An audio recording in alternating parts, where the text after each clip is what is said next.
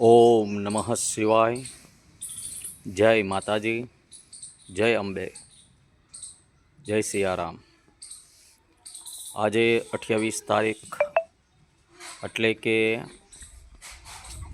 પોષ મહિનાનો રવિવાર, શુક્લ પક્ષ આઠમ, જે નવરાત્રિ શાકંભરી નવરાત્રિ કહેવામાં આવે છે. તો આ દિવસે માતાજીના જપ, તપ, અનુષ્ઠાન, મંત્ર શક્તિ પ્રાપ્ત થાય છે. આ જગત દુનિયા જે શક્તિ સ્વરૂપ અને જે આપણો જન્મ થયો માતા પાસેથી, એટલે તે પણ શક્તિ. નવદુર્ગાનું નામ સ્મરણ કરવું. યા દેવી સર્વભૂતેષુ માતૃરૂપેણ સંસ્થિતા નમસ્તસ્यै નમસ્તસ્यै નમસ્તસ્यै નમો નમઃ. માતાજીનું જપ તપ, અગરબત્તી, દીવો, જપ તપ કરવા, દાન દક્ષિણા કરવું. બની શકે તો માના જપ સવાર અને સાંજ જપતા રહેવા. ઓમ એમ રીમ ક્લીમ ચામુંડાય નમઃ.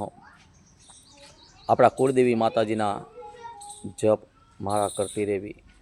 અનુષ્ઠાન, એકટાનો ઉપવાસ બની શકે તો કરવા, અને બની શકે તો મા ભગવતીને 9 દિવસ સુધી અલગ અલગ વાનગી, ફ્રૂટ અને શાકભાજી અર્પણ કરવા. શાકંભરી નવરાત્રિમાં બહુ ગુપ્ત નવરાત્રિ જેવું છે, એટલે આ નવરાત્રિમાં માતાજીના જપ તપ કરો.